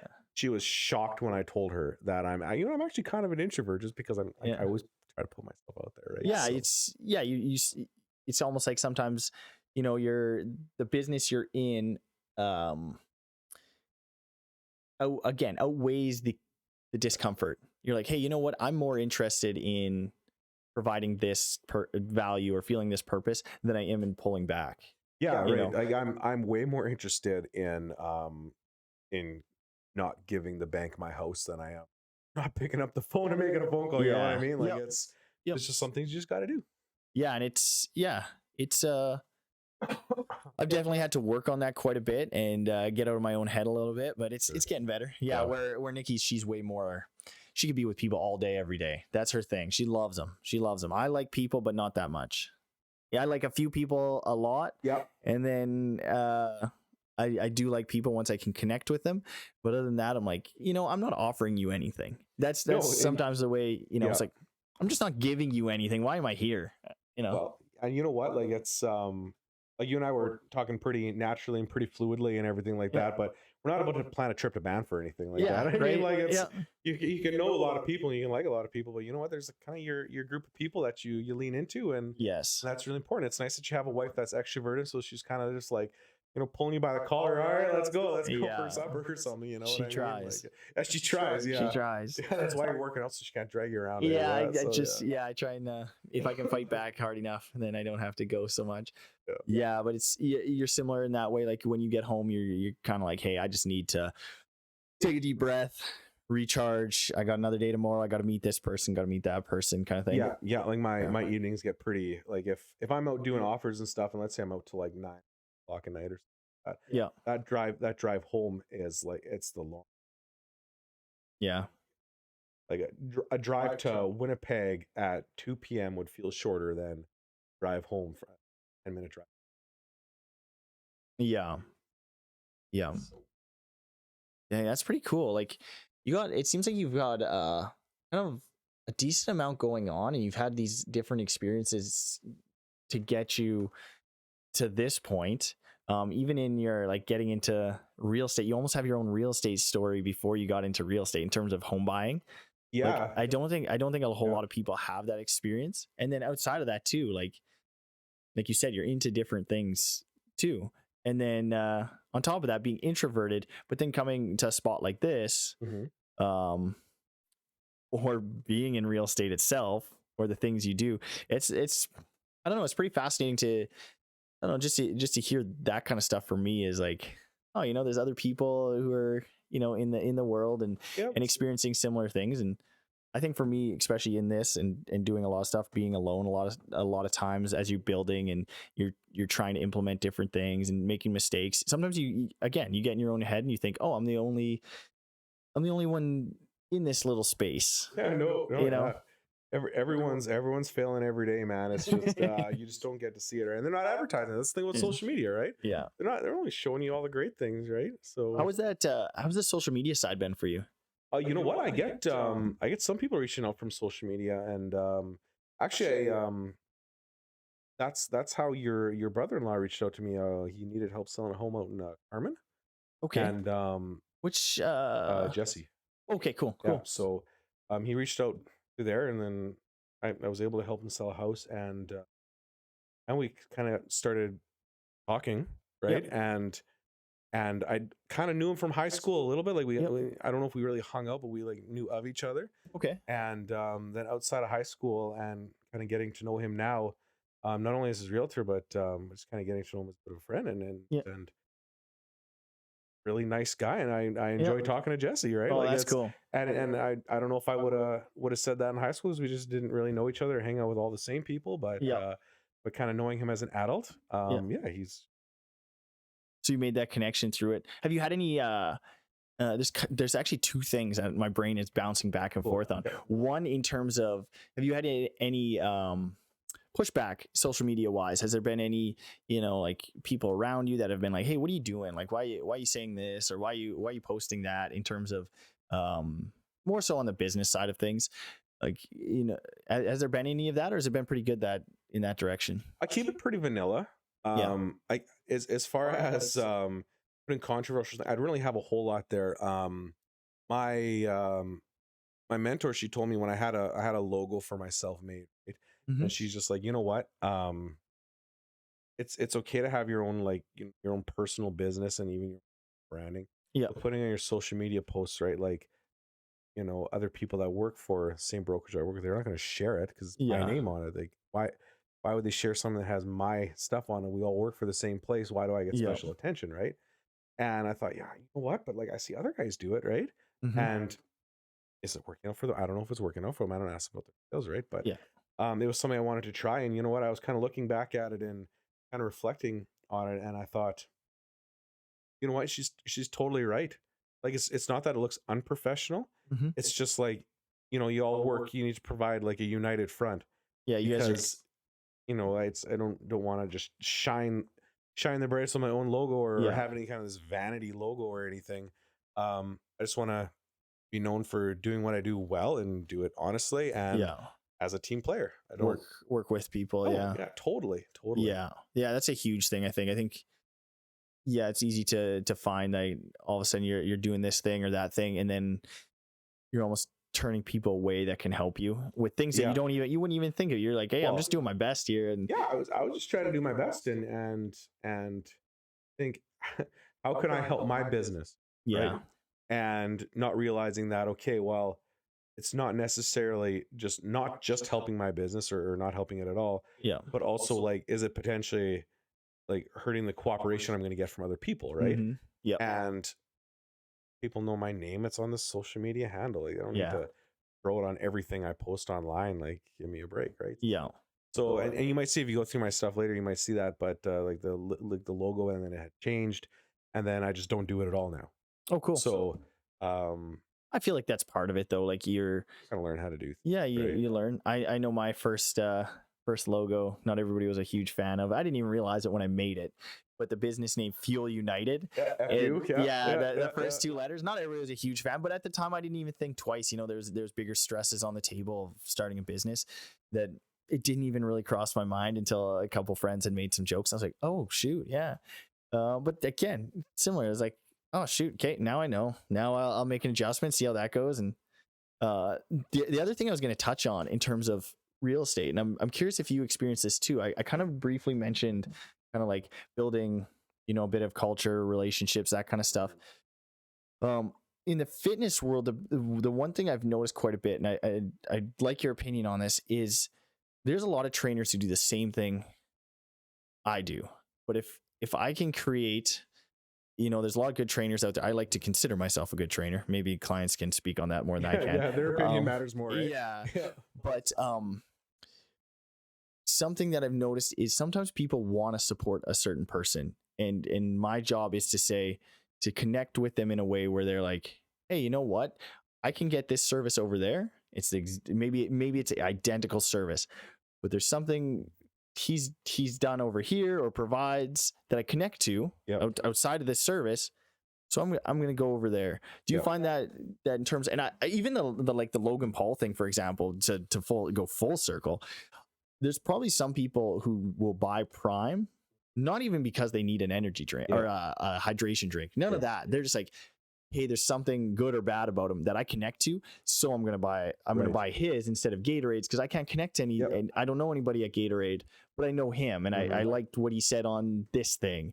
Do you ever find that in your industry, or are you finding that in your industry that there's certain people who will hire you, or maybe you want them to hire you because they connect to a certain piece of what you have to offer, something like this, maybe even? That was long-winded. Holy smoke! Sorry, man. Yeah, no. So I'm trying to think of the question a little bit here, but yeah, you know what? So I've not been hired, not because it's something I didn't do, but it's about what someone did before I did it. So if you have guys in the industry who've been working for 15 to 20 years, right? Yeah. They've been established and they've been doing the right things and they've shown the proven results, right? Yeah. Well, here I'm a young guy. I mean, I can know my stuff, right? And I can do a good job. I'll say I'll work harder for my clients than any other realtor is going to hire, right? Yeah. But you know what? Hardest working guy and the most knowledgeable guy always going to lose out to the most popular guy. Yeah. So you need to find a bit of well, just look at any like your presidents of the United States, right? It's a bunch of popular old guys, right? Yeah. So they might not be the best guys, right? So you have to kind of mix it, right? So get to know your stuff, lay a good foundation, do all the right things right. And then if you're doing all the right things right, then the rest of it will take care of itself. And it might not be instant success. Yeah. But you'll become the guy. Yeah. Right? It'll be sustainable probably, hey? Oh, like totally. Yeah. Because it's not a flash in the pan of boom, bang, boom, here I am. Yeah. It's maybe some boom and bang, but when they dig a step deeper, it's, oh, okay, there's a foundation here. He's giving me I connect with this, but also he does know what he's doing. Yep. Okay. Yeah. Okay, cool. Yeah. Yeah. So it's just like your fitness stuff. I mean, you have Fuel United, you have a spot here, you're getting established. Yep. If you were a guy in your gym, or sorry, if you're just a guy in your garage, you need to add a little bit of validity to what you're doing. Yeah. And that just comes with experience and growth, right? And lots of people might know you and lots of people might really like you, but you also got to know your stuff too. Yeah. Because if you're telling me that, man, Travis, you want to get better workouts, just chug a gallon of coffee, I'm going to be like, yep, heard that one, dude. It doesn't work. Yeah. Right. So, the foundation is an important part. But going back to what my mentor told me one time too, she's like, you know what? Don't worry about what other people are doing. Just do what you're doing. Right. Yeah. Because all these people, it's going to affect what you do too, right? Like someone takes a client from you, it's going to affect what you do, but you don't really have control over what this person's going to do. You can't grab them by the arm and tell them to come. Yeah. Yeah. You can't. Yeah. And usually, at least in my experience, that's usually turned out to be bad when you compensate to adjust to something rather than just delivering what you know is right, or what you're learning is right, or what you think is going to add value to the people you're trying to serve. all of a sudden you switch those things, and then you almost lose out on both, because that person who wasn't going to come to you to begin with now comes to you and realizes, oh, he's not really about what he is, what he was. Oh shoot, okay, this isn't what I wanted. And then the other person loses out on what they did want from you. So it ties into sales then, right? Because salesmen can get this thing called commission breath, where it's like, I got to get this sale done, and you're just, I got to get this client working with me, right? Like it's all these things where it's you can go into the psychology of like reverse selling. It's just like, well, why should I sell a house to you? Mm-hmm. Right? If you want to be that guy, I mean, I don't personally believe in being that guy. Yeah. But it's okay to just not. You can be eager, but don't be desperate. Yeah. Right. Yeah. Because you still, like, at the end of the day, you're still providing a service, and everyone knows, like, man, you got to get paid, man. Yeah. Like, you're not just doing it. You're not just doing it for free, right? Because like you do something else. Like I said, I'd be going fishing, right? If I didn't have to make money, but eventually, fishing can be an expensive hobby, right? But, you're gonna end up in a canoe with maybe a short string by the end of it. Exactly. A short line. You stop fishing. Yeah. It's just eagerness, but not. But just don't get desperate. Yeah, and that's what I would tell like new realtors too, right? It's just like work as hard as you can, and be honest with how hard you're working. And if you don't see the results, then were you doing everything right? Yeah. And if you were doing everything right and you're not seeing the results, well, just give it time. You laid a foundation, and it's good. Yeah. One saying that sticks with me on that topic is, I forget where I heard it too. It was, how does this help? How does this hurt? And then if it hurts, don't do it. If it helps, okay, that's probably the right direction. Like, is this hurting? Is this helping? Go forward. It's kind of like one of those things, like, as cheesy as it sounds, do the right thing. Do what your heart or what your gut tells you is the right thing. I think most people are raised in a way that they know right and wrong. Yeah. And it's like, when you get in those moments of desperation, it's like, am I doing the right thing? Am I just trying to grab this money from this person? Totally. Or is the right thing to be like, hey, you know what? Maybe this isn't the right time for this person. I'm gonna give them some space. I'm here if they need. I got info if they need it. Yeah. Oh, totally. Like, and I've talked to people out of buying homes, right? Which sounds totally counterproductive, but it's like, you know what, guys, I don't have a good feeling about this house. Yeah, and they probably trust you for that. Well, I hope so. I mean, if they really, really like the house and they still want to write an offer, I'll tell them, you know what, you can write the offer, and I will write an offer, but you need to be aware of all these things. And I just don't have a good feeling about it. Yeah. But ultimately, it's your decision, and you do what you want to do. And that way it leaves it in their court. And I've honestly told them, so if all of a sudden, like, on possession day, they put their key in the lock and then the whole house just kind of falls down, it's not going to be an "I told you so" moment. It's just going to be like I mentioned that. Well, kind of. I told you not. Well, I told you so is kind of cocky. I did warn you type of thing, right? So, yeah, like, you can in the same breath, it's like, hey, you can. I know in this moment didn't work out, but at least hey, it didn't work out. But you can trust me. I'm going to tell you if I honestly think it doesn't work, it isn't going to work out. Yeah, totally. Because like at the end of, like, you still need to. Integrity. Be able to sleep at night, right? It's integrity. It's doing the right thing when no one's looking, right? Yeah. And even against self-preservation. Yeah. Right? And just like you said, doing the right thing, even though it might sound cheesy. Yeah. It's one of the best rules you can live. That's cool, man. That's cool. One thing I try to make sure we do cover. I know I touched on this earlier, kind of as we're creeping up on some time. We've been having a good conversation. Oh my goodness, we're already 8:30. Yeah, we've been an hour 40, which is awesome. I love it. That's the one thing I love about this, is like, just go as long as you go, as the conversation flows. Yeah, I apologize to your wife for all the editing you're gonna have to do. This thing it won't be bad, man. Don't worry. Cool. Yeah. But one thing I do want to touch on is something that you have that, whether in the future, maybe this is a little bit more short-term future than the 20-year I kind of gave you before, but kind of what you got going on in the future that you're excited about, or you feel like other people can get excited about, You got something in the short term, Wow. whether Short term. real That is estate, life. What do you got going on, man? Summer. oh my goodness. Yeah, how short term are we talking? You know what? I am really looking for so my parents own a cabin. I'm really looking forward to going up there May long. Heck yeah. That's always a gamble, Yeah. right? Like if it's gonna be nice out. But you know what?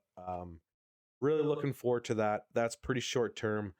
Other thing, and it's one of those hobbies I want to get into, but I'm gonna talk about it because I'm gonna do it. And if I have how many people are gonna see this, Hey, but everybody. yeah, Travis is just about to tell us his hobby. So if you've made it this far in the podcast, which I'm sure all of you have, you gotta head over to his social media, which we're gonna touch on at the end here. But you gotta head over to. I'm just gonna tell him to head over to your real estate social media. there we go. Yeah, there's And- the plug I was looking for. And Evening's make him hold this up. What is it, man? What are you taking on or want to take on? I want to build potentially, but maybe buy. But build a chicken coop. That's what I Oh, want heck to. yeah. That's awesome. Yeah, I want to have a couple laying hens. I want to have a couple ones for meat. Yeah. And not because I don't trust a grocery store or something, but just something that's didn't get a chance to do when I was little. Heck yeah, man. And it'd be kind of really cool to have something like that going on. So, That's sweet, man. I love that. so that can be short term or that could be a long term goal, but we'll call it medium because I can do it whenever I want. But yeah. so when am I going to have time? So it's that's what I want to do. I And love that. That's so cool. even longer term, potentially goats. Yeah. And maybe a donkey. Let's get a And little farm going. Well, you know what? The reason I say donkey though, they won't kill your chickens, but they will kick the crap out of a coyote. Yeah, I've heard that. That is so cool. And you know what? You don't have to feed them any meat. They'll just eat all your grass and hay and whatever. Like that's. And your kids have something to keep them busy. Yeah, I hope it's. Yeah, I hope the donkey differentiates between kids and coyotes, but yes. Yeah. Yeah, but you know, Yeah. at least the chickens, right? Like they can go collect eggs and they Yeah. can well we'll leave turning them into soup to dad, but they can collect the eggs for Yeah. sure and maybe get some goats for like milk or something. But yeah, that's cool, got a man. little homestead going on. I have a country property, so Oh, really? I got like 6 acres, so Oh, you gotta- gotta then. got a You little gotta. little thing going on there and that is what I want to do in the medium to long term. Short term depends on how motivated I am. But That's awesome. now man. that I've said it to all your followers, now Yeah. they're gonna actually keep me on it. And here's a little test. If someone's actually made it this far in our like 6-hour conversation we've had today, Yeah. comment a chicken under my most recent video, and I'll know that you've made it that. There you go. There. That's now funny. we know we have any guys. Yeah. We have some. Yeah, awesome, man. So where can I direct people to find you? Either if you want them to go to your personal stuff, or you want to kind of just shout out your real estate stuff, where can people reach out to you? They can just find me on Instagram. It's Travis D Penner, so Travis then middle initial and then Penner. I'm on there. I'm somewhat active. Or respond to questions and everything on there. Give it a follow if you like, and if you don't like, then I won't get offended because I won't even know you were there. Yeah. So yeah. Awesome. And is your real estate stuff on there as well? Yeah. I'll post when I get new listings or when something Okay. sells or something, and I'll post buyers tips quite Okay. often just to let people know that this is kind of how it works and Sweet. and so they can just have confidence moving forward, and they can be a little bit educated before they go into looking at a home, because like when I've been showing homes or even writing offers for a couple of these kids, right? Yeah. And we're writing an offer and I start asking questions, and it's just like they've seen a ghost, man. They have no idea what I'm talking about. Yeah. So then I realized, okay, now we got to slow down and back it up a bit, and we got to make sure you understand what you're signing, because it's a pretty serious commitment. That's sweet.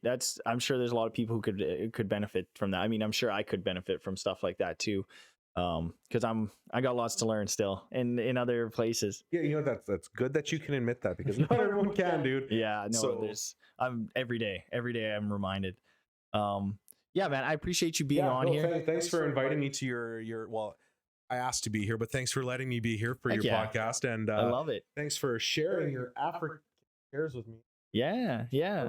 Nice. It's Thanks for sweet. sharing your African chairs. This is really cool. Yeah, So man, what is this leather made out of? Do you know? Oh, I don't know. I do know that, and maybe I shouldn't say this on the podcast. Is it This- unethical? This is not made out of. I don't think this is anything unethical, but I do Okay. have a zebra fur at home, a zebra skin Nice. or pelt, I should say. Okay. And these are all legal, just in case anybody wants to come hunt us down. Yeah. But we do have some elephant tusks at home as well. Oh boy. But they are legal elephant tusks. Oh They're yeah. just- Did you run that by John when you had him on the podcast? Or? no, I don't bring stuff like that up No, with John. No, yeah. Is this illegal if I do this? Yeah. Yeah. Yeah. Yeah, man, I appreciate you being on here. One thing I do want to touch on, I'm gonna close it out full circle. I mean, if some people have asked, kind of with the podcast, Travis, we talked in the past, he reached out to be on here. I encourage people, if you feel like you're a fairly interesting person and stuff like that, and you have something to offer, and even if it's just good stories and good conversation, feel free to reach out to me. I love to hear about different people, and I think people, just in conversation with different people, undervalue the stories they do have. They kind of cut themselves shorter than what they are. I've met so many people with such cool stories, just out and about, either through training or other experiences, where I'm like, man, if other people heard this, they would be extremely interested in it. Yourself, I mean, you heard John's story. The feedback on that one was crazy. I mean, Seth's story, Ryan's story, Noah's story. It's crazy how many people have so much to offer in their stories. And I encourage people, if you think you're half interesting, feel free to reach out, because I'd love to sit down and talk to you. I love doing this. I love having this conversation. It was a lot of fun, because like I was saying earlier, I've never met you. I kind of knew of you, right? Yeah. But yeah, it's really good to know you, and you've been very welcoming, and the conversation was pretty fluid, pretty easy going, and I'd say, I encourage people, man, if you just want to come on and just talk, get yourself out of your comfort zone. This is like the easiest thing. Like, you let me bring in a coffee, and all we're doing is just talking about me, and it's like great. It's awesome. And yeah, guys, go check out Travis's page. I'll link his Instagram in the description below as well. So if you guys want to go, just click that. You can go right to his Instagram. And we'll catch you guys in the next episode of With the Pell. All right, thanks for watching. Thanks, man. That was awesome. Dude, that was